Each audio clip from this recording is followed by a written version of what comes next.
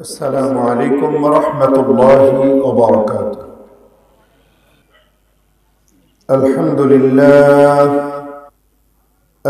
لله نحمده ونستعينه ونستغفره ونؤمن به ونتوكل عليه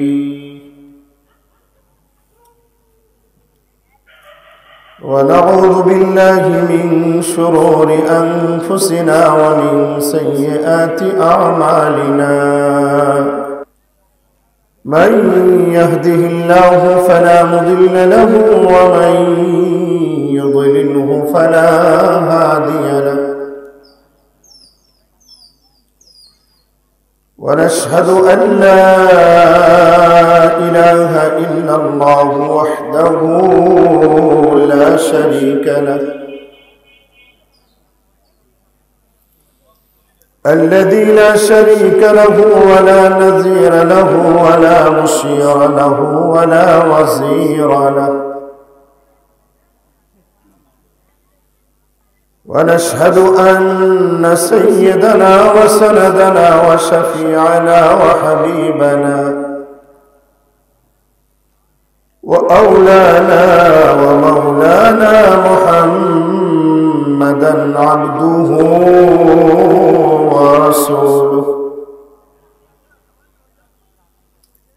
صلى الله تعالى عليه وعلى آله وأصحابه وبارك وسلم. أما بعد فأعوذ بالله من الشيطان الرجيم.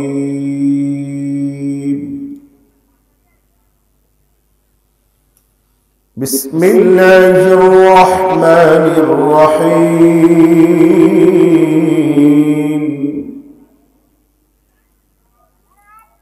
والعصر إن الإنسان لفي خسر إلا الذين آمنوا وعملوا الصالحات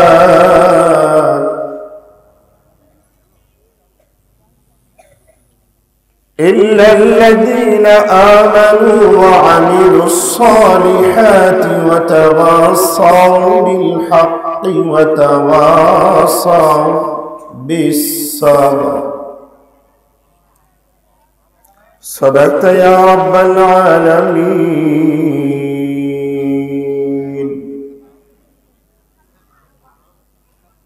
وعن معاوية رضي الله تعالى عنه قال: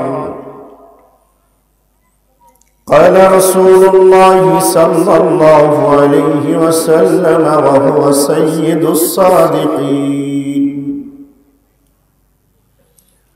لا يزال من أمتي أمة قائمة بأمر الله لا يضرهم من خذلهم ولا من خالفهم حتى يأتي أمر الله وهم على ذلك. وقال رسول الله صلى الله عليه وسلم: خيركم من تعلم القرآن وعلمه، أو كما قال عليه الصلاة والسلام. صدق رسولك النبي الأمي الكريم، ونحن على ذلك لمن الشاهدين والشاكرين،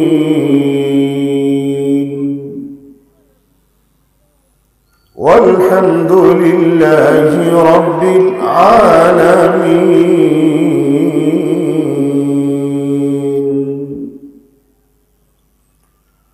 وقال مالك بن عوف الندري رضي الله تعالى عنه في شان رسولنا: ما أنا رأيت ولا سمعت بمثله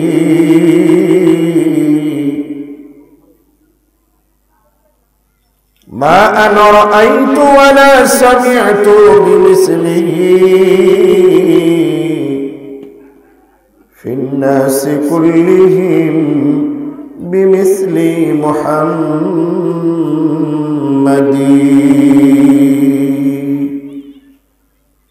সকলে আমরা একটু জবান করলে দরুদ শরীফ পড়ি আল্লাহুম্মা সাল্লি আলা মুহাম্মাদিন ওয়া আলা আলি মুহাম্মাদ কামা সাল্লাইতা আলা ইব্রাহিম ওয়া আলা আলি ইব্রাহিম ইন্নাকা হামিদুম মাজিদ اللهم بارك على محمد وعلى آل محمد كما باركت على إبراهيم وعلى آل إبراهيم إنك حميد مجيد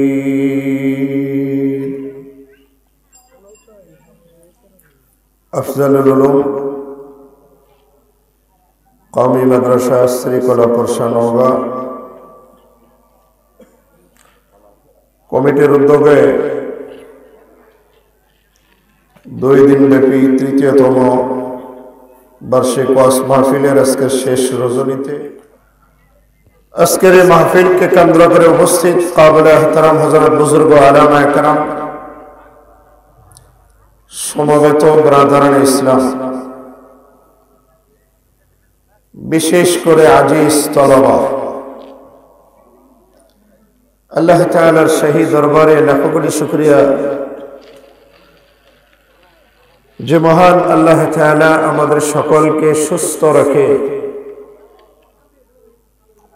কুরআনুল কারীমের নিসবতে উলামা একরামের সোহবতে আজকের এই কোরআনী মাহফিলে আসার মতো আল্লাহ তাআলা সুযোগ করে দিলেন।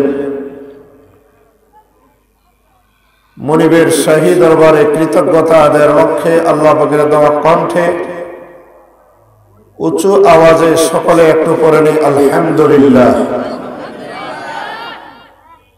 অসংখ্য অগণিত দরুদ ও সালাম বর্ষিত হোক সাইয়্যিদুল মুরসালিন ইমামুন নবিয়্যিন তাকওয়া মুজাসসাম রাহমাতে আলম প্যারা নবী বিশ্ব নবী জনাবে মুহাম্মদুর রাসূলুল্লাহ সকলে পড়ে নেই সাল্লাল্লাহু আলাইহি ওয়াসাল্লামের প্রতি। মুহতারাম উপস্থিতি, আমি আপনাদের খেদমতে কুরআনুল কারীমের 114টি সূরা 103 নম্বরের সূরা কুরআনুল কারীমে যে কয়েকটি ছোট ছোট সূরা আছে তার মধ্যে সূরাতুল আসর মাক্কি সূরা 3 আয়াত বিশিষ্ট এই ছোট্ট একটা সূরা আমি আপনাদের খেদমতে তেলাওয়াত করেছি। প্যারা নবী জনাবে মুহাম্মদুর রাসূলুল্লাহ সাল্লাল্লাহু আলাইহি ওয়াসাল্লামের পবিত্র বাণী আহাদিসে মুবারাকা দুইটি হাদিস আমি আপনাদের খেদমতে পেশ করেছি, যার একটি হাদিস মুসলিম শরীফ থেকে আর একটি হাদিস বুখারী শরীফ দ্বিতীয় খণ্ড থেকে। আল্লাহ তাআলা তৌফিক এনায়েত করলে একবার অল্প সময় মুখতাসার সময় আমি আলোচনা করবার নিয়তে আপনাদের সামনে বসেছি। আল্লাহ তাআলা যদি আমাকে তৌফিক দেন, সম্মানিত হাজিরিন, আমাদের এই বাংলাদেশ ছোট্ট একটা বাংলাদেশ, অল্প জায়গার মধ্যে অনেক মানুষ, আবার এই মানুষগুলো এক একজন মানুষের এক একটা কর্মব্যস্ততা। কেউ কৃষি কাজ করে, জমিন চাষ করে, চাষাবাদ করে, কেউ আবার দেখবেন ব্যবসা করে, ব্যবসায়িক। অনেকে আবার দেখবেন চাকরি করে, কেউ সরকারি, আধা সরকারি, না হলে বেসরকারি। আবার কিছু মানুষ দেখবেন আপনার আমার প্রয়োজন মিটাবার জন্য কি ঠান্ডা কি গরম নদীতে পুকুরে নেমে মাছ ধরে, মাছ মারে, বাজারে বিক্রি করে। আবার কিছু মানুষ দেখবেন আপনার আমার প্রয়োজন মিটাবার জন্য পোশাক তৈরি করে, গার্মেন্টসে কিংবা তাঁতিরা আপনার আমার প্রয়োজন মিটিয়ে দেয় কাপড় দিয়ে। আবার কিছু মানুষ এমনও আছে যারা অবৈধভাবে টাকা পয়সা উপার্জন করে, চুরি করে, ডাকাতি দেয়, ছিনতাই করে, ওজনে কম দেয়, পণ্যে ভেজাল দেয়, প্রতারণা করে, ধোঁকা দেয়, মানুষের জমিন গ্রাস করে, সুযোগ পালেই সবকিছু মারে। এরকম মানুষও আছে না নেই? সকলেই চলছে। এত সব মানুষের মধ্যে দেখবেন কিছু মানুষকে আল্লাহ তাআলা নির্বাচিত করেছেন যারা ফুল্লি ব্যবসাও করে না, সরকারি কোনো অফিস আদালতে চাকরিও করে না, রাজনীতি করে না, মাছও মারে না, কাপড়ও বোনে না, জমিনও চাষ করে না, কোরআন এবং সুন্নাহ তথা দ্বীনের কাজে 24টা ঘন্টা তারা মশগুল থাকে। এই যুগের যারা হাক্কানি উলামায়ে কেরাম মাদ্রাসায়, খানকায় কিংবা মসজিদে দাওয়াত ও তাবলীগের নিসবতে আমাদের সমাজে এই ধরনের এক শ্রেণীর বিজ্ঞ উলামায়ে কেরাম আছে না নাই? কি বলেন, আছে না? যাদের ব্যবসা বাণিজ্য, চাকরি বাকরি, মাঠ ঘাট, এগুলোতে সময় দেওয়া, সময় 24টা ঘন্টা দিন এবং রাত হামা ওয়াক্ত মাদ্রাসা নিবেশ, পড়াশোনা নিবেশ, ছাত্র পড়া নিবেশ। কওমি মাদ্রাসাগুলো, দেওবন্দি মাদ্রাসাগুলো, দরসে নিজামী মাদ্রাসাগুলো আমাদের বাংলাদেশে একটা দুইটা না, হাজার হাজার মাদ্রাসা আছে। বড় মাদ্রাসা ইজেপুর শাহ মাদ্রাসা, এর আশপাশে দেখেন কত মাদ্রাসা, শ্রীকরা আফজালুল উলুম, এটাও একটা কওমি মাদ্রাসা, নুরানি হাফেজি মাদ্রাসা। এই যে উলামায়ে কেরাম 24টা ঘন্টা মেহনত করতেছে, কোরআন এবং সুন্নাহ নিয়ে তারা ব্যস্ত। যাদের কোনো ব্যবসা বাণিজ্য, চাকরি বাকরি, মাঠ ঘাট তেমন কিছু নাই, 24টা ঘন্টা মাদ্রাসায় থাকে, এইরকম ওস্তাদ আমাদের কওমি আঙ্গিনা, কওমি মাদ্রাসাগুলোতে আছে, যাদের একটাই সগল কোরআন কিভাবে বাচ্চাদেরকে, মুসলিম বাচ্চাদেরকে বিশুদ্ধভাবে পড়ানো যায়, কিভাবে কোরআনের তরজমা, ব্যাখ্যা, বিশ্লেষণ করা যায়, কিভাবে হাদিসের দরস দেওয়া যায়, ফিকহের দরস দেওয়া যায়, নাহু, সরফ, বালাগাত, ফাসাহাত, মানতিকের দরস দেওয়া যায়। যোগ্য হাফেজ, আলেম, মুফতি, মুহাদ্দিস তৈরি করবার জন্য প্রতিটা মুহূর্ত ব্যস্ত। আমরা অনেক সময় মনে করি যে মাদ্রাসাগুলো মনে হয় নতুন করে, আমরা যদি দেওয়া ছোঁয়া না করি, টাকা পয়সা না দিই, তাহলে মনে হয় মাদ্রাসাগুলো চলবে না। আমি আপনাদেরকে স্পষ্ট করে বলে দিই, এই মাদ্রাসাগুলোতে যদি টাকা পয়সা জায়গা কেউ যদি না দেয়, উল্টা মাদ্রাসাগুলোর বিরুদ্ধে যদি নামে, আমার নবীর ভবিষ্যৎবাণী আছে, হুজুর বলে গেছেন এই মাদ্রাসাওয়ালাদের, আলেম ওলামাদের কোন ধরনের ক্ষতি তারা করাতে পারবে না। নবীজি বলে গেছেন, قال النبي صلى الله عليه وسلم وهو سيد الصادقين لا يزال من أمتي أمة قائمة بأمر الله لا يضرهم من خذلهم ولا من خالفهم حتى يأتي أمر الله وهم على ذلك। আল্লাহর হাবিব বলেন, আমার উম্মতের মধ্যে একটা দল সদা সর্বদার জন্য জমিনে থাকবে, যারা আল্লাহর আমরকে মজবুত করে ধরবে, তাদের কেউ যদি সহযোগিতা না করে, সহযোগিতার হাতটা যদি গুটিয়ে নেয়, এমনকি তাদের বিরুদ্ধেও যদি কেউ অবস্থান করে, আমার নবী ঘোষণা করেছেন এতে তাদের কোনো ক্ষতি হবে না। তারা ওই অবস্থায় থাকবে আল্লাহর নির্দেশ আসা পর্যন্ত, এমনকি কিয়ামতের আগ পর্যন্ত তারা জমিনে কোরআন এবং সুন্নাহর খেদমত করে যাবে। জোরে জোরে বলুন সুবহানাল্লাহ। লা ইয়াজালু তাইফাতুম মিন উম্মতি উম্মাতুন কাইমাতুন বিআমরিল্লাহ। নবীজি বলেছেন লা ইয়াজালু, সদা সর্বদার জন্য থাকবে, তাইফাতুম মিন উম্মতি, আমার উম্মতের একটা দল, কাইমাতুন বিআমরিল্লাহি, যারা আল্লাহর আমরকে মজবুত করে আঁকড়িয়ে ধরবে, আল্লাহর আমরকে যারা হেফাজত করবে, সংরক্ষণ করবে, প্রতিষ্ঠা করবে। আল্লাহর আমর বলতে কি বোঝায়?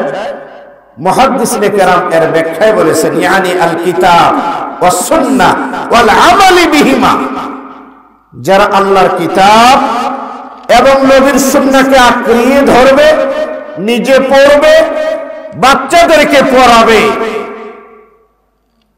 লা ইয়াদুররুহুম মান খাযালাহু, এতে তাদের কেউ ক্ষতি করাতে পারবে না যারা তাদের সাহায্য সহযোগিতা ছেড়ে দেয়। অর্থাৎ আলেম ওলামাকে যদি কেউ সাহায্য সহযোগিতা নাও করে, আল্লাহর হাবিব ভবিষ্যৎবাণী করে গেছেন লা ইয়াদুররুহুম, এতে আলেম ওলামার কোনো ক্ষতি হবে না। কেউ যদি চামড়া না দেয়, যাকাতের টাকা না দেয়, ফিতরাও না দেয়, ওসরও না দেয়, মান্যতাও না দেয়, এমনিও যদি দান সাহায্য সহযোগিতা না করে, লা ইয়াদুররুহুম, হুজুর বলছেন তাদের কোনো ক্ষতি হবে না, কোনো লস হবে না, তাদের এই কাজে কোনো ব্যাঘাত ঘটবে না। ওয়ালা মান খালাফাহুম, ওয়ালা ইয়াদুররুহুম মান খালাফাহুম। এমনকি এই শ্রেণীর আলেম ওলামার কেউ যদি বিরুদ্ধাচরণও করে, নবীজি বলেছেন এতেও তাদের কোনো ক্ষতি হবে না ইনশাআল্লাহ। ওহুম আলা যালিক, তারা সেই অবস্থায় খেদমত করে যাবে, সে অবস্থায় খেদমত করবে, হাত্তা ইয়াতিয়া আমরুল্লাহ, যতক্ষণ না আল্লাহর আমর, ইয়ানি ইলা কুবাইলি সাহ, কিয়ামতের আগ মুহূর্ত পর্যন্ত জমিনে এক শ্রেণীর উলামায়ে কেরাম কোরআন এবং সুন্নাহর খেদমতে নিজের জীবনটাকে উৎসর্গ করবে, যার জ্বলন্ত নমুনা হলো কওমি ঘরানার মাদ্রাসাগুলো। আমাদের এই প্রতিষ্ঠানগুলোতে কিছু শিক্ষক এমনও থাকে মহজ মাদ্রাসার বেতনটা ছাড়া সোর্স অফ ইনকাম আর তার কিছুই, পোশাক ভালো না, কাপড় ভালো না, খাওয়া দাওয়া ভালো না, তারপরেও এই মাদ্রাসাগুলোর যে আঙ্গিনা, মাদ্রাসার আঙ্গিনার থেকে বাহিরে যায় না, সদা সর্বদা কোরআন নিয়ে ব্যস্ত। আর যারা কোরআন নিয়ে ব্যস্ত, আজকে আমরা তাদেরকে অবজ্ঞা করি, মূল্যায়ন করি না, অথচ আমার নবীজি বলেছেন খায়রুকুম মান তাআল্লামাল কুরআনা ওয়া আল্লামা, তোমাদের মধ্যে শ্রেষ্ঠ ব্যক্তি তারা যারা কোরআনুল কারীম পড়ে এবং অপরকে পড়ায়। যারা কোরআন পড়ে, কোরআন শিখে, কোরআন বুঝে, ওয়া আল্লামাহু, এবং কোরআনের তালিম যারা দেয়, কোরআনের দরস যারা দেয়, কোরআনের তাফসীর যারা করে, আল্লাহর হাবিব বলেছেন এরা হলো শ্রেষ্ঠ মানুষ, শ্রেষ্ঠ জামাত। সেই ধরনের একটা প্রতিষ্ঠান আপনাদের শ্রীকলার আফজালুল উলুম একটা প্রতিষ্ঠান, হাঁটি হাঁটি পা পা করে আস্তে আস্তে আগাচ্ছে। আমার যতটুকু জানা বেশ কিছু জমি ইতিমধ্যে হয়ে গেছে, মাদ্রাসার ঘর আল্লাহ রহম করতেছে। আপনারা যদি আরেকটু সার্বিক সহযোগিতা করেন, তাহলে এই মাদ্রাসাটা একদিন ইনশাআল্লাহ সামনের দিনগুলিতে আরো উপরে চলে যাবে। মাঝখান দিয়ে আমরা কোরআনের খাদেম হিসাবে আল্লাহর কাছে বিবেচিত হব। আর কোরআনের খাদেম হয়ে যদি যেতে পারি, কোরআনের সাথে যে লাগে, বলেন তো তার দাম বাড়ে না কমে? কোরআনের সাথে যারা লাগে তাদের সকলেরই দাম বাড়ে যায়। এই জন্য আমরা যদি কোরআনওয়ালাদেরকে একটু মহব্বত করি, কোরআনওয়ালাদেরকে একটু ভালোবাসি, একটু জায়গা দেই, একটু শ্রম দিয়ে তাদের পাশে যদি একটু সময়ের কুরবানি করি, একটু যদি অর্থ করি দিই, একটু সহযোগিতা করি, মাদ্রাসাটা একদিন বেশ সুন্দর হবে। অত্র এলাকাতে দেখবেন একটা সুন্দর মাদ্রাসার একটা রূপ নেবে। আল্লাহ তাআলা আপনাদের সকলকে সার্বিক সহযোগিতা করবার মতো আল্লাহ তাআলা তৌফিক দান করেন। সকলে বলুন আল্লাহুম্মা আমিন। মুহতারাম উপস্থিতি, আমি আপনাদের খেদমতে কোরআনুল কারীম সূরাতুল আসর থেকে এই ছোট্ট একটা সূরা আমি আপনাদের সামনে তেলাওয়াত করেছি। মূল আলোচনায় আমি যাচ্ছি। সূরাতুল আসর যদিও পরিমাণে একবারে ক্ষুদ্র একটা সূরা, মাত্র 3 আয়াত বিশিষ্ট, মক্কায় অবতীর্ণ, নবী আলাইহিস সালাতু ওয়াস সালামের উপরে এই সূরাটি নাযিল হয়েছে।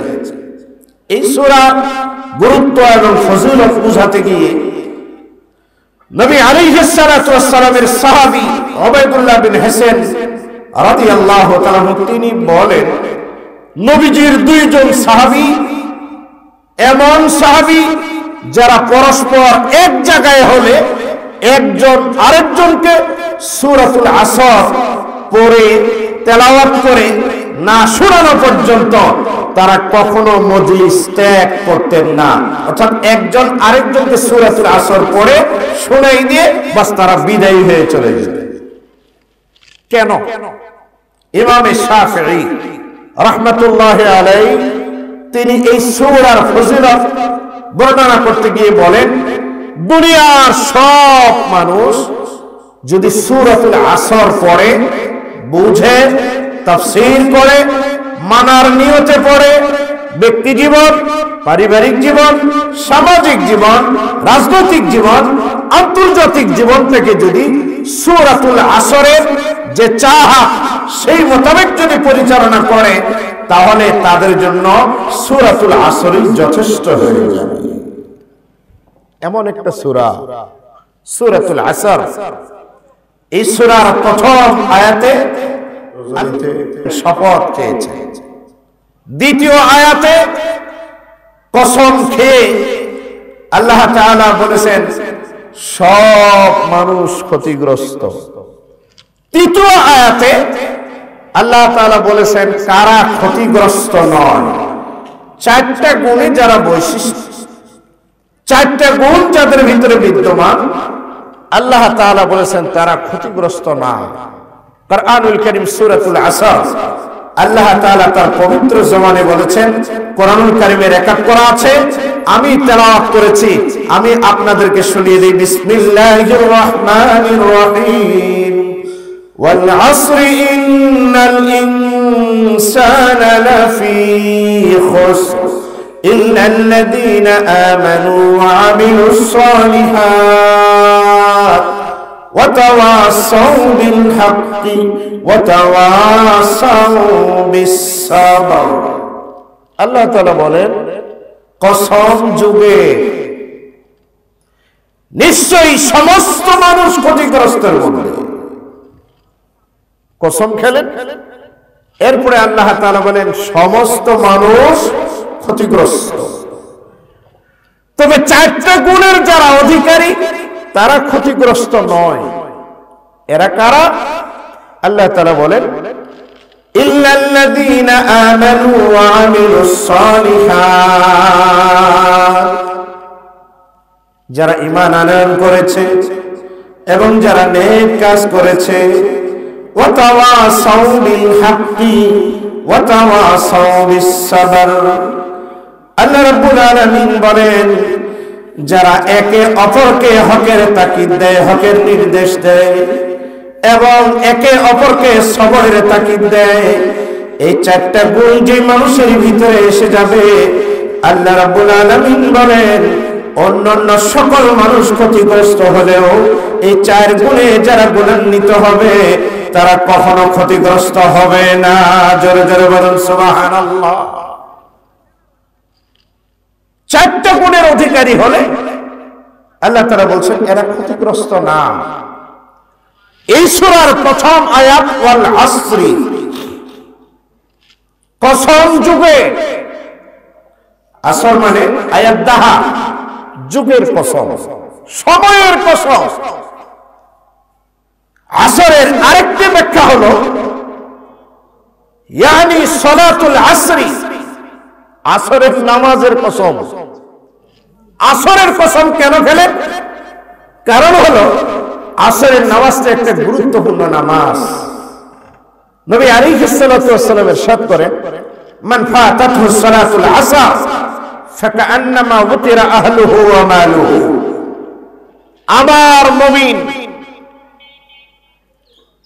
উম্মতের নরনারী যাদের থেকে আসরের নামাজ ফৌত হয়ে গেল, কেমন যেন তার জান মাল পরিবার সব কিছু হাতছাড়া হয়ে গেল। জোরে জোরে বলেন না। এই জন্য আসরের নামাজের আগে দেখবেন তেমন কোন সুন্নত মুআক্কাদা ওয়াজিব কোন নামাজ নাই। আবার আসরের নামাজের পরে সুন্নত নফল কোন নামাজই নেই।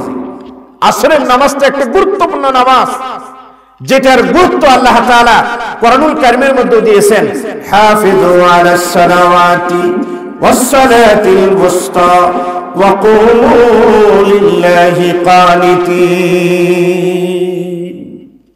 আল্লাহ তাআলা বলেন সমস্ত নামাজের উপরে ইহতিমাম করো, পাবন্দি করো, বিশেষ করে মাঝখানের নামাজ, এটার উপরে আরো বেশি গুরুত্ব দাও। সালাতে উস্তার ব্যাখ্যা তাফসীরের কিতাবগুলিতে লেখা, হাদিসের কিতাবগুলো খুঁজলে পাওয়া যায় ইয়ানি সালাতুল আসর, আসরের নামাজের গুরুত্ব আল্লাহ তাআলা কোরআনুল কারীমে দিয়েছেন।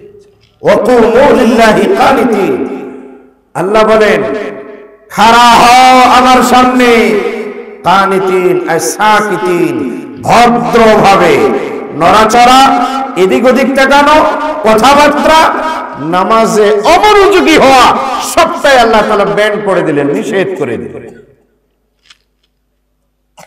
ওয়াল আসরি ইয়ানি সালাতুল আসর, আসরের নামাজের আল্লাহ তাআলা কসম করেছেন। আসরের আরেকটা ব্যাখ্যা তাফসীরের কিতাবগুলোতে পাওয়া যায়, সেটা হলো আসর মানে দ্বিপ্রহরের পর থেকে নিয়ে সূর্যাস্ত পর্যন্ত এই পুরা সময়টা হলো আসর। আল্লাহ তাআলা বলেন দ্বিপ্রহরের পর থেকে নিয়ে সূর্যাস্ত পর্যন্ত এই লম্বা সময়ের শপথ। প্রশ্ন হলো ফজর থেকে দ্বিপ্রহরের সময়ের শপথ খেলেন না, আর সূর্য ঢলে যাওয়ার পর থেকে সূর্যাস্ত পর্যন্ত এই সময়ের শপথ আল্লাহ তাআলা কেন খেলেন?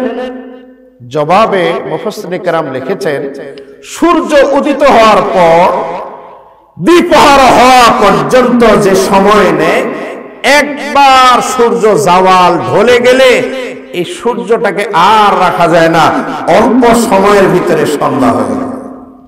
2 নম্বর কারণ, আল্লাহ তাআলা মানুষকে বুঝিয়ে দিয়েছেন, মানুষ তোমার জন্ম নেওয়ার পর থেকে তোমার শিশুকাল, তোমার কৈশোর, তোমার যৌবন, তোমার দাম্পত্য জীবন, তোমার জীবনের হায়াতের সূর্য ঢলে গেছে, এখন তোমার মরতে আর দেরি নাই। সেই দিকে আল্লাহ তাআলা নোটিশ করে বলে দিলেন ওয়াল আসর। তাহলে আসরের ব্যাখ্যা আমরা 3টা কথা পেলাম। আসর মানে দাহার, যুগের কসম। আসর মানে সালাতে আসর, নামাজের কসম। আসর মানে দ্বিপ্রহর থেকে সূর্যাস্ত পর্যন্ত এই লম্বা সময়ের কসম। সারাংশ হলো ওয়াল আসরি, আল্লাহ রাব্বুল আলামিন বলেন সময়ের কসম, যুগের কসম, হায়াতের কসম। কেন সময়ের কসম আল্লাহ তাআলা খেলেন? মুফাসসিরিনে কেরাম লিখেছেন, এই হায়াত, এই লম্বা সময়ের উপরে মানুষ গর্ব করে, এই সময় নিয়ে ব্যবসা বাণিজ্য করে, এই সময় নিয়ে চাকরি বাকরি করে, এই সময় নিয়ে মাঠঘাট করে, এই সময়ের উপরে গর্ব করে দোকানপাট করে, এই সময়ের উপরে মানুষ নিজের জীবনটাকে প্রাধান্য দিয়ে আল্লাহ রাসূলকে ভুলে যায়। এই জন্য উলামায়ে কেরাম বলেন মানুষের জীবনটা হলো কেমন, মানুষের হায়াতটা হলো কেমন, কবিতার ভাষায় বলেছেন, হায়াতুকা আনফাসুন তুআদ্দু ফাকুল্লামা মাদা নাফাসুন মিনহা ইনতাকাসাত বিহি জুজআ মাদা নাফাসুন মিনহা ইনতাকাসাত বিহি জুজআ। কবি বলেন, হে দুনিয়ার মানুষ, তোমার হায়াত নাম হলো কয়েকটা শ্বাস প্রশ্বাসের নাম। একবার শ্বাস নেই, একবার সারি, এইভাবে নিজের জীবনের হায়াতটাকে আমরা মাইনাস করে দেই। যখন একটা প্রশ্বাস একটা শ্বাস আপনি আমি ছেড়ে দিয়ে দিই, কবি বলেন জীবনের হায়াত থেকে একটা মুহূর্ত আপনার আমার জন্য মাইনাস হয়ে যাচ্ছে। আপনার আমার হায়াত থেকে চলে যাচ্ছে। এজন্য মানুষের হায়াত কখনো পারে না। আল্লাহ তাআলা যতটুকু হায়াত দিয়ে আপনাকে আমাকে এই জগতে প্রেরণ করেছে, মানুষের বয়স বাড়ে, হায়াত বাড়ে না, হায়াত কিন্তু কমে যায়। কথা বলেন, হায়াত কমে যায়।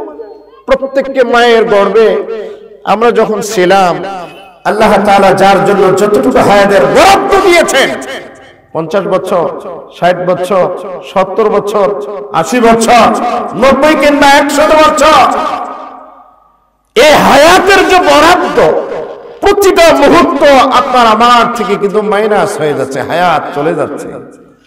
আমাদের বয়স বাড়তেছে, হায়াত কিন্তু কমে যাচ্ছে। মানুষের হায়াতের কসম, সময়ের কসম, কারণ এই সময়টা হলো মানুষের হায়াতের সাথে সম্পৃক্ত। সময়ের উপরে মানুষ গর্ব করে।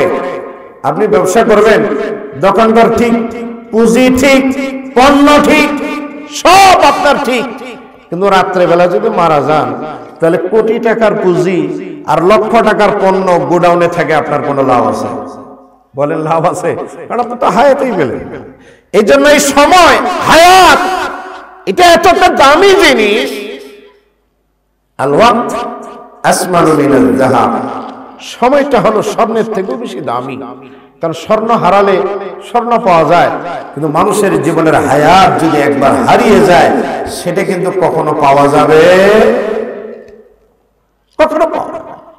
বয়স্ক মানুষ রাস্তা দিয়ে চলছে, লাঠির উপরে ভর দিয়ে, সকালেও কি যেন খুঁজে, দুপুরেও কি যেন খুঁজে, সন্ধ্যাবেলাও কি যেন হারানো জিনিস সে খুঁজে।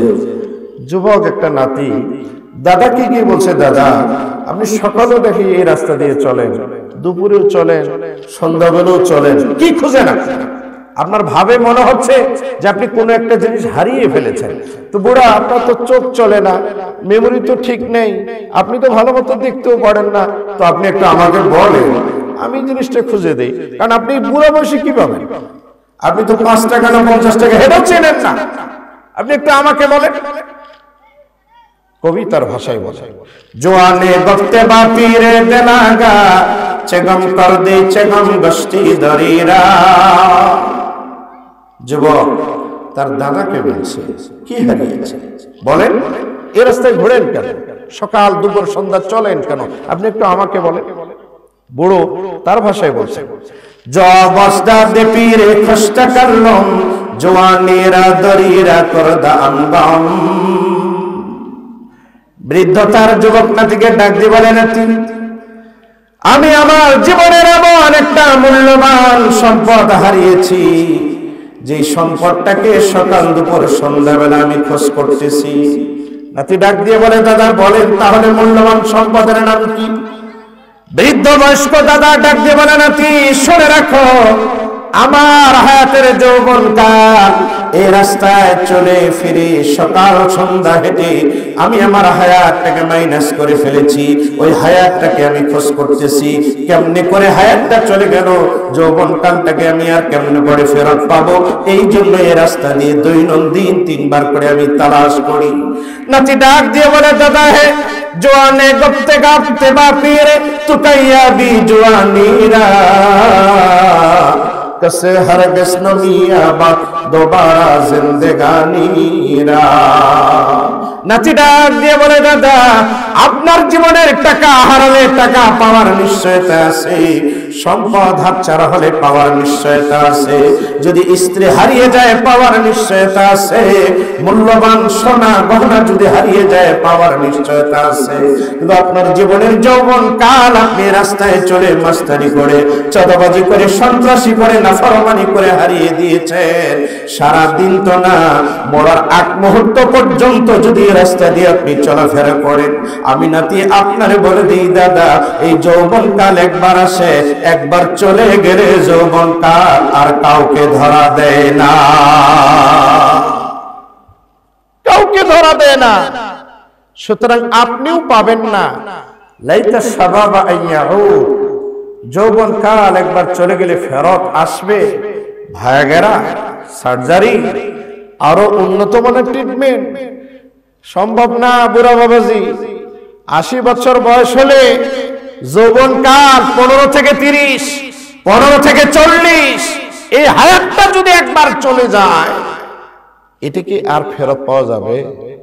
যাদের 40+ হয়ে গেছে, যতই চেষ্টা করে 25 বছরের ইয়াং, 24 বছরের একবারে সেই রকম সুদর্শন চেহারা, যে লাইনে দাঁড়ালে কোনো মেয়ে মিস করে না, সকলে তাকায়।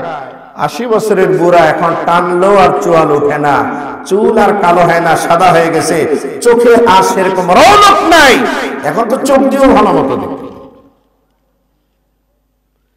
সময় কারোর জন্য অপেক্ষা করে না, চলমান, চলছে চলছে। মানুষের বয়স বাড়ে, হায়াত বাড়ে না, হায়াত কিন্তু কমে যাচ্ছে। ওলামায়ে কেরাম বুঝার জন্য বলছেন, আইসক্রিম, বরফ প্যাকেটের ভিতরে আবদ্ধ যতক্ষণ থাকে বরফ ঠিক থাকে।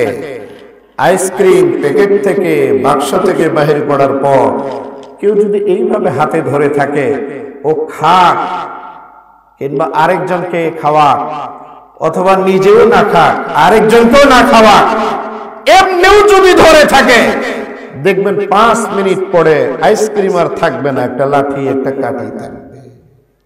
আপনার আমার হায়াতটাও ঠিক তাই। আপনি ইবাদত বন্দেগী করবেন, ভালো কাজ করবেন, তাও আপনার হায়াত যাবে। ভালো কাজ যদি নাও করেন তাও হায়াত যাবে। ভালো করলেন না, মন্দ করলেন না, সারাদিন বসে বসে প্রেমিকাকে নিয়ে, স্ত্রীকে নিয়ে দিনের পর দিন, রাতের পর রাত কাটে দেন, তারপরও হায়াত যাবে না থাকবে। জমানা বাইকাল রাহাতা নেহি, গুজরে হয়ে জমানা ফেরাতা নেহি। সময় কখনো এক থাকে না, কারোর জন্য থেমে থাকে না। শ্রীকলার সব ঘড়ির কাঁটা যদি আটক করে ফেলেন, ভেঙ্গে ফেলেন, ব্যাটারি যদি সরাই ফেলেন, আমার এই সামনে যে ঘড়ি আছে, ব্যাটারি যদি টান দেই, বন্ধও করে রাখি, হাতের যেটা ঘড়ি আছে এটাই বলে দিবে সময় কয়টা বাজছে।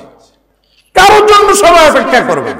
আসছি তো কোরআন বুঝার জন্য, কোরআনের টানে ওলামায়ে কেরামের সহবতে আসছি।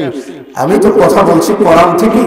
আল্লাহ কিতাবের 103 নম্বর সূরা, সূরাতুল আসর, আল্লাহ রাব্বুল আলামিন বলেন, ওয়াল আসরি, কসম যুগে, কসম সময়ের। এই যে আমরা সময়গুলো অবহেলা করে শেষ করে দিতেছি, এই সময়ের হিসাব বলেন তো আল্লাহর কাছে দিতে হবে কিনা? প্রত্যেকে হায়াতের হিসাব দিতে হবে, যৌবনকালের হিসাব দিতে হবে, মাল কামিয়েছি কোন পথে এটারও হিসাব দিতে হবে, কোন জায়গায় মালটা ব্যয় করছি এটারও হিসাব দিতে হবে, যতটুকু ইলম শিখছি সেই মোতাবেক আমল হয়েছে কিনা এটারও হিসাব হবে। আল্লাহর হাবিব সাল্লাল্লাহু আলাইহি ওয়াসাল্লাম বলেন, তিরমিজি শরীফে হাদিস, قال النبي صلى الله عليه وسلم لا تزول قدم ابن آدم يوم القيامة حتى يسأل عن 50। আল্লাহর হাবিব বলেন, কিয়ামতের দিবসে আদমের সন্তানগুলোকে যখন 5টি প্রশ্ন না করা হবে, ততক্ষণ পর্যন্ত কোন আদমের সন্তান পা নড়াতে পারবে না, এক ধাপ আগাতে পারবে না, পিছনের দিকেও ভাগতে পারবে না। 5টা প্রশ্ন আল্লাহ রাব্বুল আলামিন করবেন, 5টার জবাব সঠিক সঠিক যারা দিবে আল্লাহ তাআলা তাদেরকে সামনে অগ্রসর হওয়ার অনুমতি দিবেন। প্রথম প্রশ্ন হবে আন আমরিহি ফিমা আফনাহু।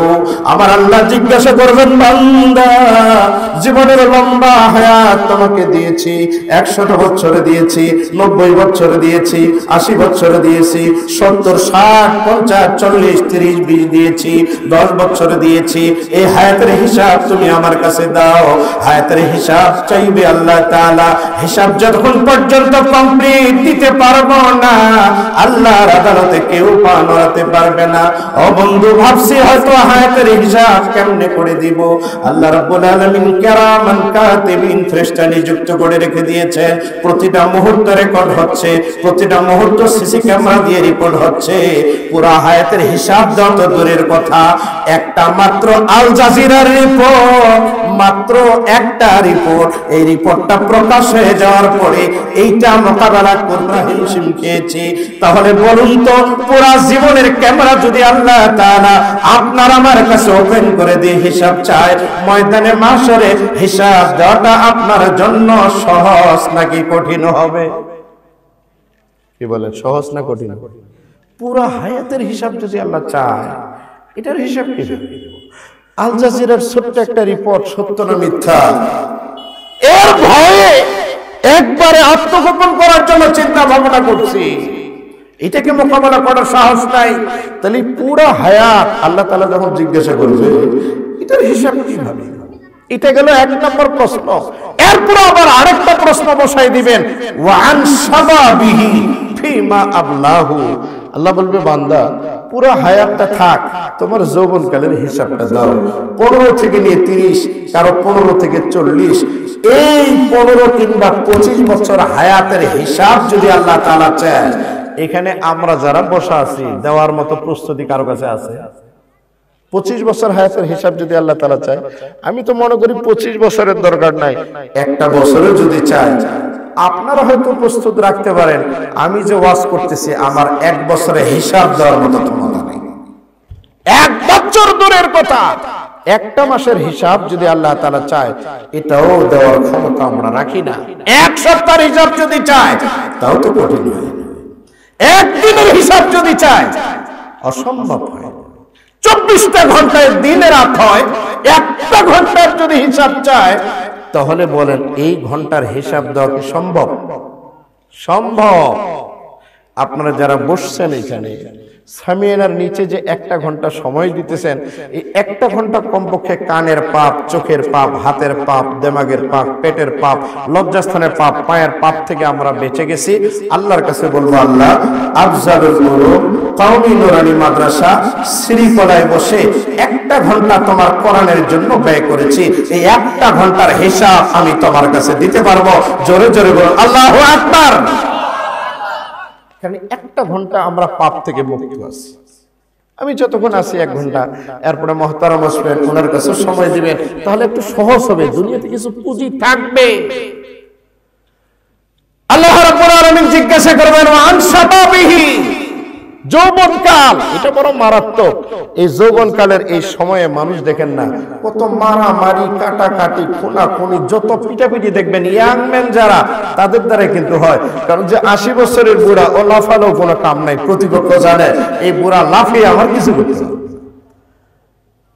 আর ইয়াং যে যুবক, সে যদি একবার চোখ রাঙা দেয়, দেখবেন অপর দিকে 10টা বুড়া লাঠির উপরে ভর দিয়ে ভেঙেছিল, কারণ এক যুবকের সাথে বাড়াবার ঘটে।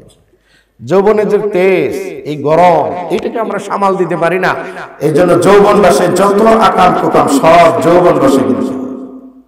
আর আমাদের অনেকের চিন্তা ভাবনা যে যৌবন কালটাকে আমরা ইচ্ছা মতো, এরপরে যখন বুড়া হব দাড়ি অটোমেটিক ছেড়ে দিব, মোস্তা হুজুরদের মতো ছোট করবো, হয়তো একটা টুপি দিব, একটা রুমাল লাগাবো, একটা জুব্বা পরবো, হাতে একটা তসবি নিব, দাওয়াতে তবলিগে যাব, খানকায় যাব, মসজিদে যাব, মাদ্রাসায় যাব। এইটা আমাদের কিছু চিন্তা ভাবনা আছে। আপনি যে ওই পর্যন্ত পৌঁছবেন এই নিশ্চয়তা কি আপনার কাছে আছে? যৌবনকালে আবাদত বন্দেগী না করে বুড়া বয়সে আবাদত বন্দেগী, তখন তো বাঘও করে, ওর গায়ে বলে যখন শক্তি থাকে তখন যা সামনে পায় সমানে চিনে ফাড়ে খায়। আর যখন বুড়া হয় তখন তওবা করে। তো ওই বুড়া বাঘের মতো তওবা করে তো কোনো লাভ নাই। নবীরা তো যৌবন বয়সে তওবা করছেন। দরজওয়ানি তওবা কাদান শিওয়ায়ে পয়গম্বরি, দরজওয়ানি তওবা কাদান শিওয়ায়ে পয়গম্বরি, वक्त फेरी गुर्गे जालिम मिशवत परहेज़गार। বুড়া বাঘ সেও তওবা করে, আর কোন হরিণ খাবো না, ও তওবা করে কোনো লাভ নাই, কারণ ও এখন লাফাতেই পারবে না, খাবে কি? এই জন্য যৌবন কালটাকে এটা আল্লাহ তাআলা হিসাব নেবে। ওয়ান শাবাবিহি, যৌবন কালটাকে বিশেষ করে মাদ্রাসায় যে ছাত্র ভাইগুলো যৌবন কালটা কাটিয়ে দিল, পুরা 11-12 বছর, কেউ 15 বছর, কেউ 18 বছর পরে নিজের যৌবন কালটাকে মাদ্রাসায় কাটিয়ে দিল। আমি তো মনে করি আল্লাহ যখন হিসাব চাইবে সরাসরি হয়তো এই ছাত্রগুলো বলবে, আল্লাহ পোরশা বড় মাদ্রাসার রেজিস্টারে লেখা আছে আমার যৌবন কালের 15 বছর ওখানে কাটাই দিয়েছি, হিসাব ওই জায়গায় তুমি নিয়ে নাও। জোরে বলুন আল্লাহু আকবার। তার মানে হিসাব ক্লিয়ার। কোরআন সুন্নাহ শিখতে গিয়ে যৌবন কালটাকে শেষ করছে, আল্লাহ হিসাব ওখানে তুমি নাও। যারা স্কুল কলেজে পড়েন, যারা ভ্যান রিক্সা বটবডি চালান, যৌবন কালটাকে যারা এখনো কন্ট্রোল করতে পারেন নাই, ময়দানে মাহশারে আল্লাহ পাক যখন 7 শ্রেণীর মানুষকে আরশের নিচে ছায়া দিবেন, এই 7-এর মধ্যে যুবকরাও থাকবে। জোরে জোরে বলুন সুবহানাল্লাহ। قال النبي صلى الله عليه وسلم سبعة يظلهم الله في ظله يوم لا ظل إلا ظله إمام عادل وشاب نشأ في عبادة الله। আল্লাহর হাবিব বলেন, আমার উম্মতরা শুনে রাখো, ময়দানে মাহশারে যেদিন আল্লাহ পাকের আরশ ছাড়া আর পুরা মাঠে কোনো ছায়ার ব্যবস্থা থাকবে না, আল্লাহ পাক অনুগ্রহ করে 7 শ্রেণীর মানুষকে আরশে আজিমের নিচে জায়গা দিবেন। 1 নম্বরের হলো ইমামুন আদিল, ন্যায়পরায়ণ যারা ইমাম, ন্যায়পরায়ণ যারা বাদশা, ন্যায়পরায়ণ যারা বিচারক, ন্যায়পরায়ণ যারা রাষ্ট্রপ্রধান, ন্যায়পরায়ণ যারা প্রাইম মিনিস্টার, ন্যায়পরায়ণ যারা মসজিদের ইমাম, ন্যায়পরায়ণ যারা পরিবারের কর্তা, ন্যায়পরায়ণ যারা এলাকার বড় মাতাব্বর, আল্লাহ তাআলা তাদেরকে আরশে আজিমের নিচে ছায়া দিবেন।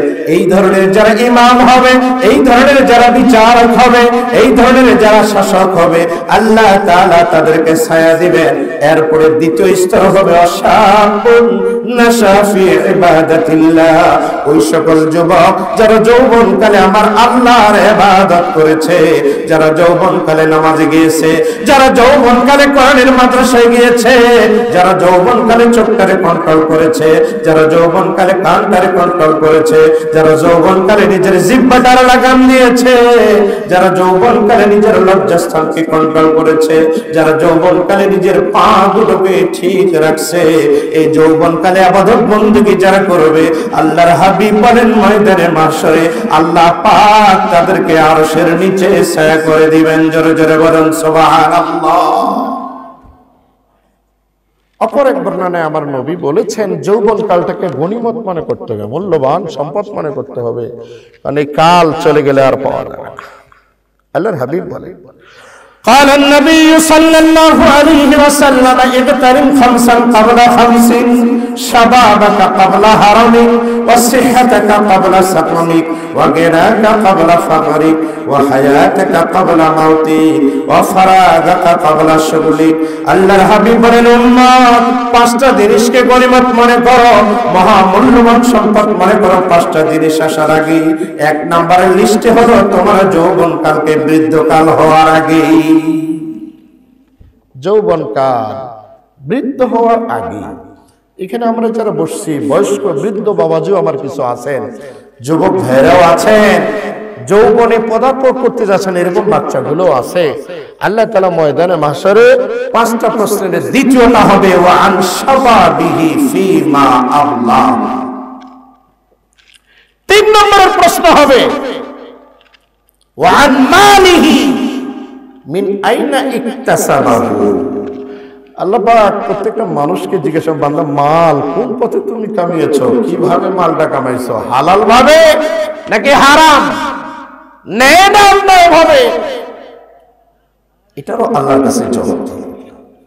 এখন তো দুনিয়াতে আসার পরে নিজের পেট, নিজের পরিবার আরাম আয়েশের জন্য হালালও বুঝি না, হারামও বুঝি না, সমানে 9-6 আম জাম কলা পেঁপে ছাতা ডালিম যা দিবে সমানে খায়, এরকম দুর্নীতিবাজ কর্মকর্তা কর্মচারী লোকজন আছে না নাই? আবার গর্ব করে না ভাই, মেয়েটা এমন জায়গায় বিবাহ দিয়েছি, জামাই বড় অফিসের একজন কর্মকর্তা, বড় একজন চাকরিজীবী, বেতনও অনেক পায়।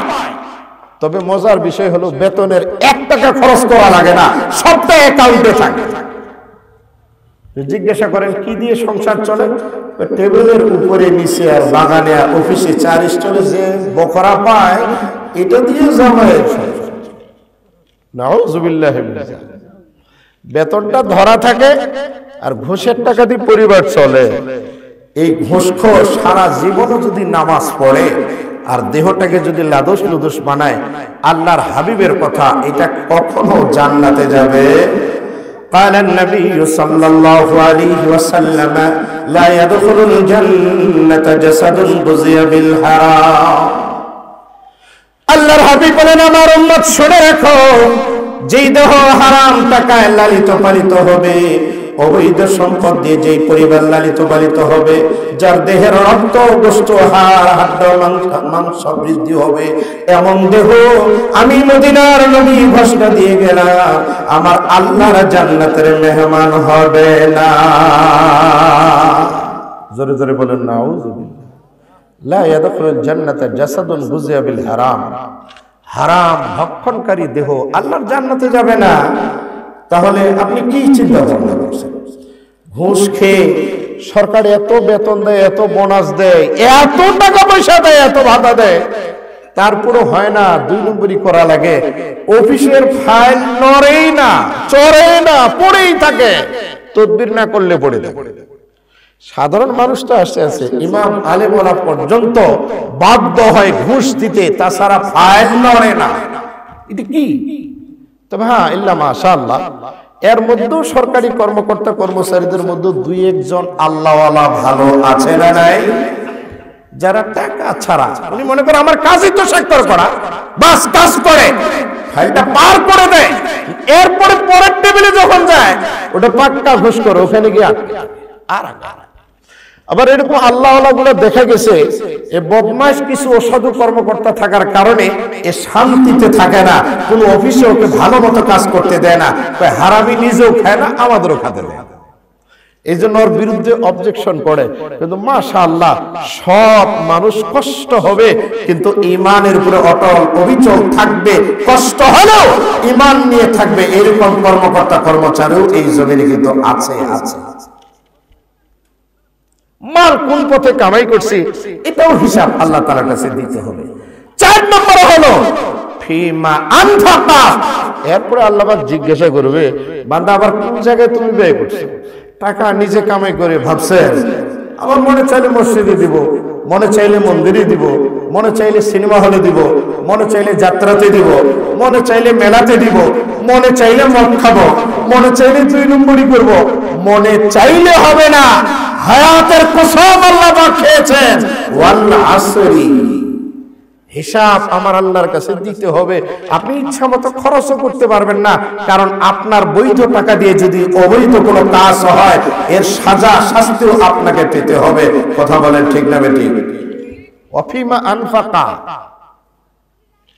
আল্লাহর হাবিব বলেছেন, আলাকসারুন হুমুল আকাল্লু, এই দুনিয়াতে যাদের সম্পদ বেশি, জায়গা বেশি, টাকা বেশি, ময়দানে মাহশরে ওরা সওয়াব পাবে কম।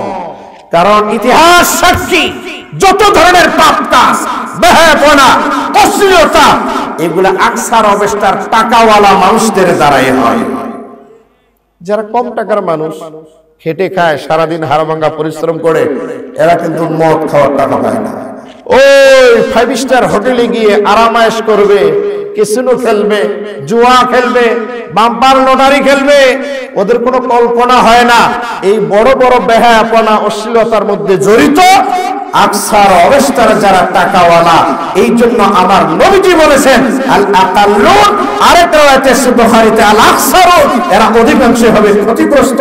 ইল্লা মান হাকাদা ওয়া হাকাদা ওয়া হাকাদা, সবে সম্পদশালীরা যদি মসজিদে দেয়, মাদ্রাসায় দেয়, এতিমকে দেয়, তালেবে ইলমকে দেয়, উলামায়ে কেরামকে দেয়, সমাজের উন্নয়নে ভালো কাজে যদি ব্যয় করে তাহলে সওয়াব পাবে, না হলে খবর আছে।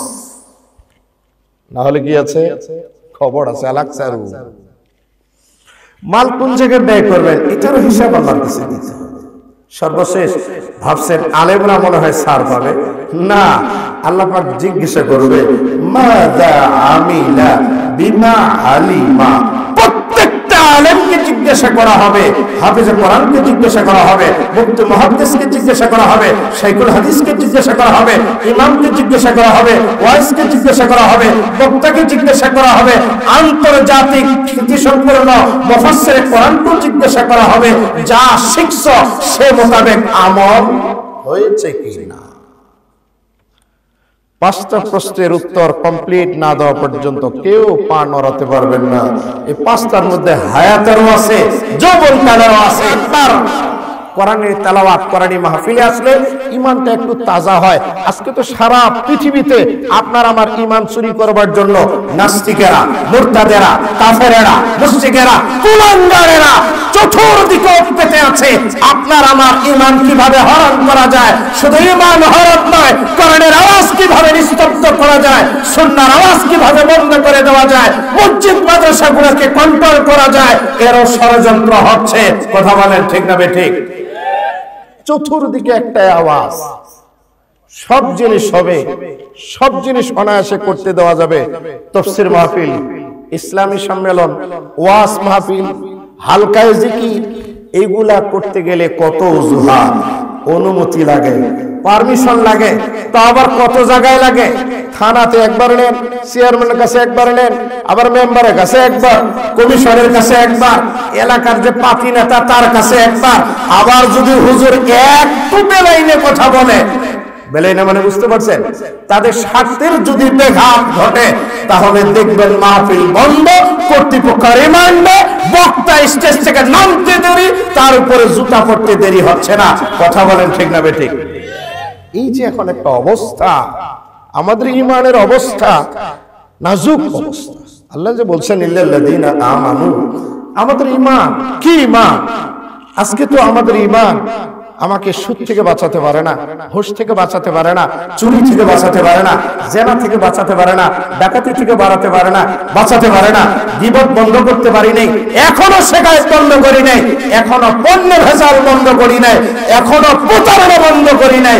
আবার দাবি করতেছি মুমিন, চুরিও করে, নামাজও পড়ে, ওজনও কম দেয়, পণ্য ভেজাল দেয়, জমিনের আইলও ফেলে, প্রতারণাও করে, আবার মুমিন বলে দাবি করে। এরকম মানুষ শৃঙ্খলায় আছে, খুঁজলে হয়তো 2-4টা পাওয়া। আমাদের ঈমানের কি হালত, কখন যে আমরা ঈমান বিক্রি করে বসি একটু আমাদের খোঁজ নাই। আল্লাহ বলছেন ইল্লাল্লাযীনা আমানু, আমি যে মুমিনদেরকে নাজাত দিব, মুক্তি দিব, তারা যে ক্ষতিগ্রস্ত নয়। এটা কোন ধরনের ঈমান? খুঁজে দেখেন সাইয়েদনা বেলালের ঈমান কত মজবুত ছিল। উমাইয়া ইবনে খালদ قد عذب كثيرا في মক্কা, মক্কার জমিনে সাইয়েদনা বেলালকে উমাইয়া ইবনে খালদ এমন কোন শাস্তি বাদ দেয়নি। সব ধরনের শাস্তি, শাস্তির যত প্রকার হয় সবগুলো প্রয়োগ করছে। মরুভূমিতে উত্তপ্ত বালুর উপরে হাত পা বেঁধে দিয়ে ঘন্টার পর ঘন্টা, দিনের পর দিন, সপ্তাহের পর সপ্তাহ মারধর, এমনকি তেল গরম করে কড়াইয়ের ভিতরে নামাই দিয়ে বলা হতো বেলাল এক আল্লাহর স্বীকারোক্তি বন্ধ করো, শাস্তি মওকুফ হবে। বেলাল বলছে জীবন দিতে রাজি, ঈমান ছাড়তে রাজি। ইল্লাল্লাযীনা আমানু, তাদের ঈমান ছিল। সাইয়েদনা আম্মার বিন ইয়াসির, সাইয়েদনা খুবাইব মাথায় করাত দিয়ে চিরা হচ্ছে আর বলা হচ্ছে ঈমান ত্যাগ করো। তারা বলছেন দ্বিখণ্ডিত করে দেহের থেকে প্রাণ বিচ্ছেদ হয়ে যেতে পারে, ঈমান ছাড়তে রাজি না। সাহাব রুমি, সাইয়েদনা খাব্বাব, আম্মার বিন ইয়াসির, সুমাইয়া রাদিয়াল্লাহু তাআলা আনহা, একজন মহিলা মানুষ, তাকে প্রহার করা হলো, বেঁধে রাখা হলো, বিবস্ত্র করা হচ্ছে, লজ্জাস্থানে বর্ষার আঘাত দেওয়া হবে। আবু জেহেল বারবার বলছে বলো মুহাম্মদের ধর্ম ছেড়ে দাও, তাহলে তোমাকে শাস্তির থেকে চিরতরে মুক্ত করে দেওয়া হবে, তুমি আরাম আয়েশে মক্কায় থাকবে। সুমাইয়া রাদিয়াল্লাহু তাআলা আনহা যত আবু জাহেলের মক্কার কাফেরদের নিজের ইজ্জত দিয়েছেন, কিন্তু ঈমান বিক্রি করে নাই। আল্লাহ বলেন ইল্লাল্লাযীনা আমানু, এই ধরনের ঈমানদাররাই হলো ক্ষতিগ্রস্তর থেকে মুক্ত। জোরে জোরে বলুন আল্লাহু আকবার। আমাদের ঈমানের কি অবস্থা? একটু পরীক্ষা আসলে, একটু ধাক্কা আসলে, একটু বিপদের সম্মুখীন হলে ঈমান যায় যায় অবস্থা। পূর্ণাঙ্গ কবে হবে, মুকাম্মাল কবে করব? ঈমান যদি পূর্ণাঙ্গ না হয় সফলতা পাবো না। আজকে চতুর্দিকে তাকান, শুধু বাংলাদেশ না, বাংলাদেশ সীমানার বাইরে চলে যান, চেচনিয়া, বসনিয়া, ইরাক, আফগান, শাম, সিরিয়া, ফিলিস্তিন সহ, মিশর, জর্দান সহ, হালের মিয়ানমার সহ, হিন্দুস্তান সহ বাংলাদেশের এমনও কিছু গহীন জায়গা আছে এখনো মুসলমানের রক্ত দিনের দিন তারা শাহাদাত বরণ করছে, মনে হয় বলার কেউ নাই। কথা বলেন, চতুর্দিকে মুসলমানের রক্ত জমিন স্পর্শ করতেছে, জমিন স্পর্শ করতেছে, বলার কেউ নেই। প্রতিবাদ করার মতো ক্ষমতা কার কাছে নেই, সব হারিয়ে ফেলেছে। আমাদের ঈমানের এত নাজুক অবস্থা। আল্লাহ যে বলেছেন ইল্লাল্লাযীনা আমানু, ঈমানদার যারা তারা ক্ষতিগ্রস্ত। কবে মুকাম্মাল হবে, কবে পূর্ণাঙ্গ হবে? হ্যাঁ, আদনা ঈমান কারো যদি থাকে, জীবনে একবার কালমা পড়ছে, আমার নবী বলেন এই মানুষটাকে আল্লাহ জান্নাতে দিবেন। জোরে বলুন সুবহানাল্লাহ। বুখারী দ্বিতীয় খণ্ডে হাদিসটা বেশ কয়েক জায়গায় আসছে। হুজুর বলেন ইন্নী লা আ'লামু আখিরা দুখুলিল জান্নাহ ওয়া আখিরা খুরুজান মিনান নার। হুজুর বলেন আমি জানি সবার শেষে কোন মানুষটা জান্নাতে যাবে, সবার শেষে কোন মানুষটা জাহান্নাম থেকে বাইরে হবে। নবীজি বলেন এটা আমি জানি। মুসলিম শরীফ প্রথম খণ্ডে হাদিসটা বেশ কয়েকবার ইআদা করছেন ইমাম মুসলিম। উভয় কিতাবে লম্বা একটা ঘটনা। আল্লাহর হাবিব বলেন একজন ব্যক্তি জাহান্নামের আগুনে বারবার আল্লাহর কাছে বলবে আল্লাহ ইসরিফ ওয়াজহি আনিন নার, আল্লাহ আমার থেকে এই জাহান্নামের আগুনটাকে তুমি একটু সরাও, তো তারাই দাও। আল্লাহ তাআলা বান্দাটাকে একটু রহম করবেন, তার মুখটা সরাই নিয়ে জাহান্নাম থেকে তুলে জাহান্নামের কিনারায় তাকে বসায় রাখবে। যখন বসায় রাখবে আল্লাহর প্রশংসা করবে, আলহামদুলিল্লাহ, প্রশংসা ওই আল্লাহ যিনি আমাকে জাহান্নামের আগুন থেকে একটু মুক্ত করেছেন। যে জাহান্নামের আগুন কাশাবানি রিহুহা ওয়া আহরাকানি যাকাউহা, জাহান্নামের হিটে আমার দেহের চামড়া ঝলসে গেল, গোশতগুলো একবারে ভুনা হয়ে গেল, জাহান্নামের হিট সহ্য করতে পারি না। আল্লাহ তোমার প্রশংসা, তুমি যে আমাকে জাহান্নাম থেকে মুক্ত করেছো। আল্লাহ দেখবেন বান্দার সবর কতটুকু, আল্লাহ পাক তাকে সর্বশেষ জান্নাতের মেহমানও বানিয়ে নেবেন। জোরে বলুন সুবহানাল্লাহ। মুসলিম শরীফে হাদিস কানা আছে, আল্লাহ পাক তার একটু দূরে ফাতুর ফাওলাহু শাজারাতুন, সুন্দর একটা বৃক্ষ তৈরি করে, ডালপালা, ফুল ফল, গাছের ভিতরে রঙিন, প্রত্যেক পাতায় পাতায় একটা করে ফেরেশতা বসে বসে আমার রবের জিকিরে তারা থাকবে লিপ্ত।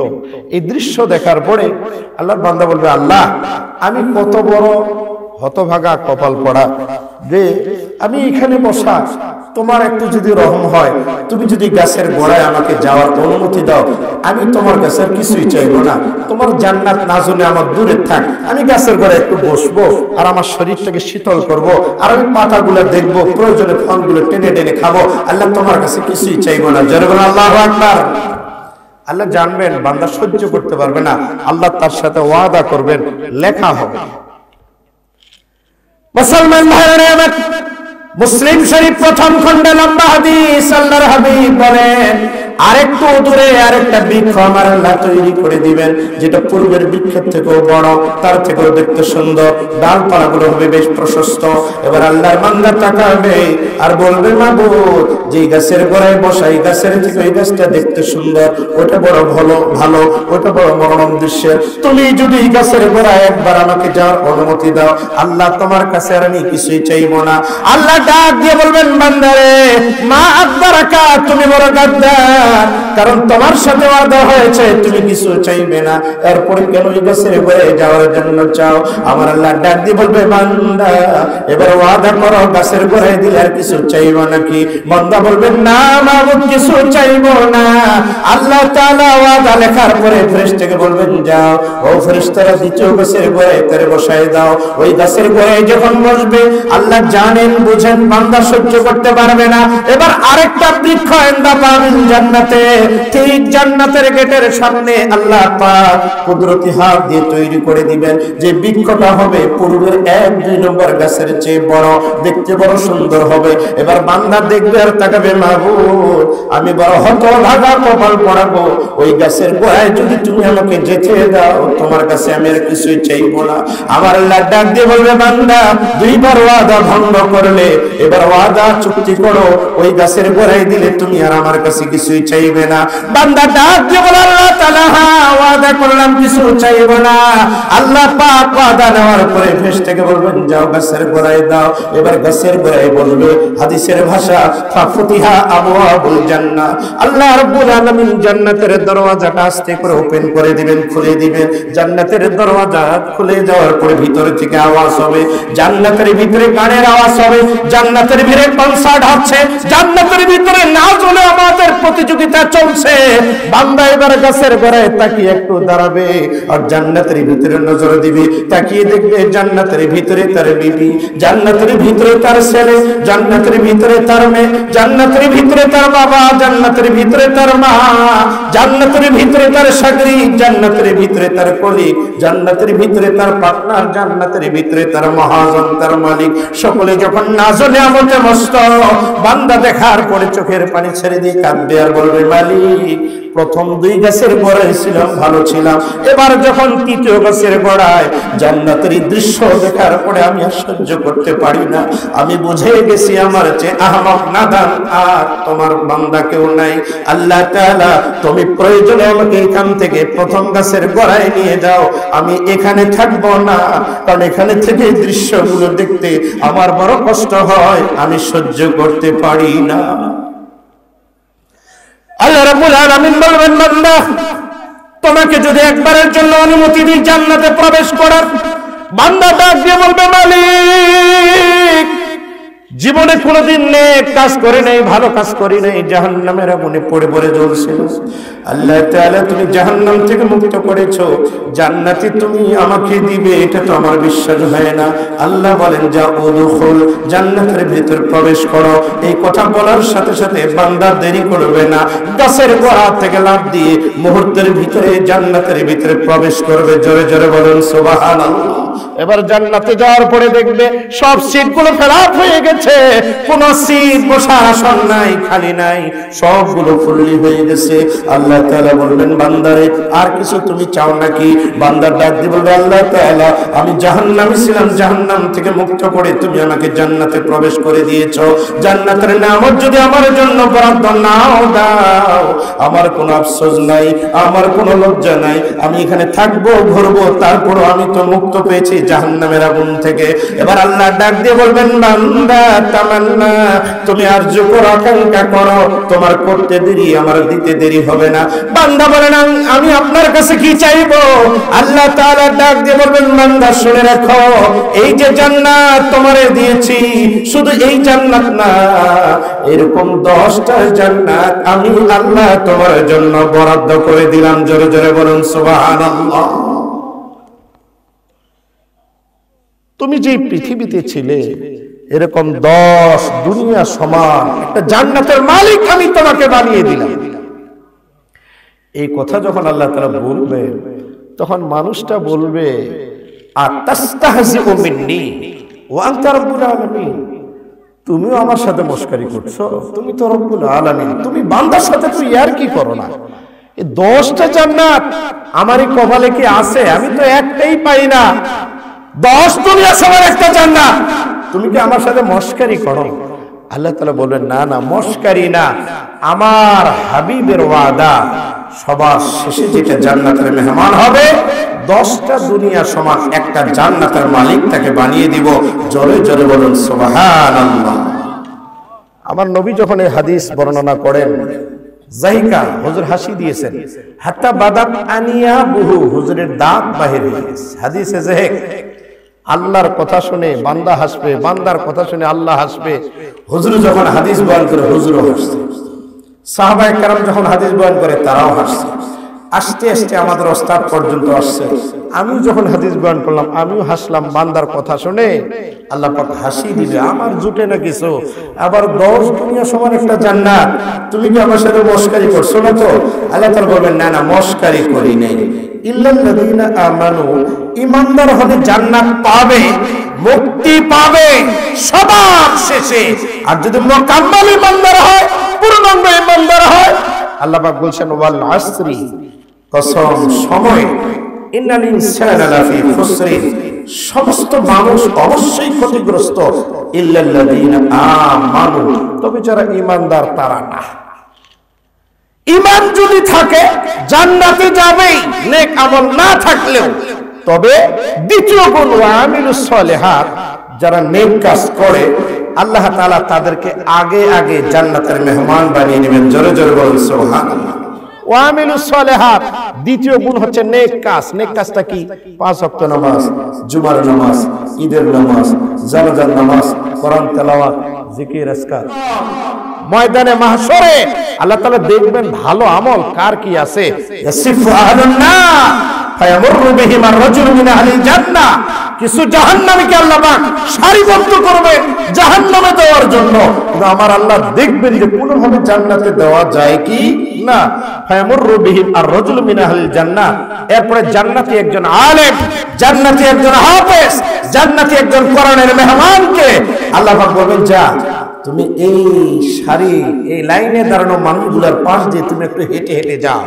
আল্লাহর বান্দা কোরআনের মেহমান যখন যাবে জান্নাতের দিকে রওনা হবে, সারিতে দাঁড়ানো সব জাহান্নামী গুলো হাফেজ সাহেবের দিকে, আলেম সাহেবের দিকে, ওই তালেবে ইলমের দিকে এক নজরে তাকিয়ে থাকবে।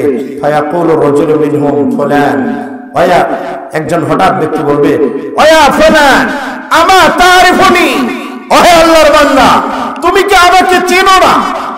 হাফেজে কোরআন আলেম সাহেব তার দিকে তাকাবে আর বলবেন না আপনি কি, আপনাকে তো চিনলাম না। তো আল্লাহর বান্দা বলবে আনাল্লাযী আতাইতু লাকা শারবাতান ফিদ দুনিয়া, আমি হলাম ওই ব্যক্তি একদিন আমি আপনাকে 1 গ্লাস শরবত খাওয়ায় আপনার কলিজাটা ঠান্ডা করেছি, 1 গ্লাস ফ্রেশ পানি দিয়ে আপনার মেহমানদারি করেছি। আমি একদিন পানির ব্যবস্থা করে দিয়ে আপনার ওযু গোসলের ব্যবস্থা করেছি।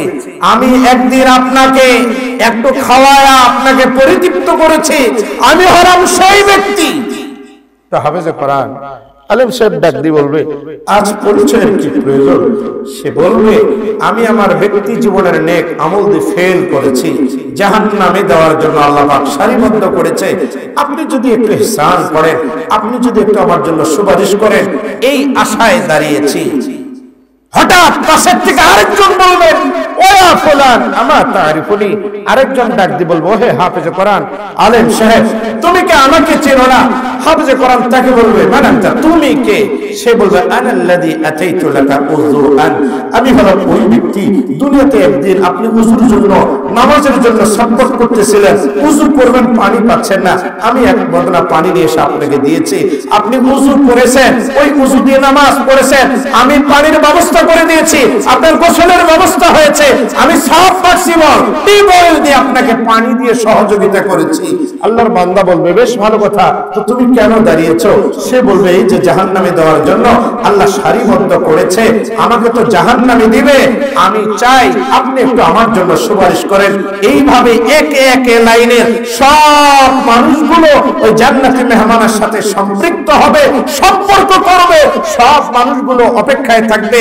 আলেম একটু সুপারিশ করবে, এবার আলেম ডাকতে বলবে আল্লাহ আমি তো যাচ্ছি জান্নাতে, এরা তো আমার পরিচিত, এরা তো আমার আপনজন, এরা তো আমার দুনিয়াতে হেল্প করেছে, ইহসান করেছে, আমি কি একা যাব এদের রেখে নাকি এদের নিয়ে যাব? আল্লাহ পাক বলবেন সুপারিশ করো। আল্লাহর মেহমান কোরআনের হাফেজ জান্নাতে মেহমান সুপারিশ করবে, আর এক একটা মানুষকে নিয়ে আল্লাহর জান্নাতের দিকে রওনা হবে। জোরে জোরে বলুন সুবহানাল্লাহ।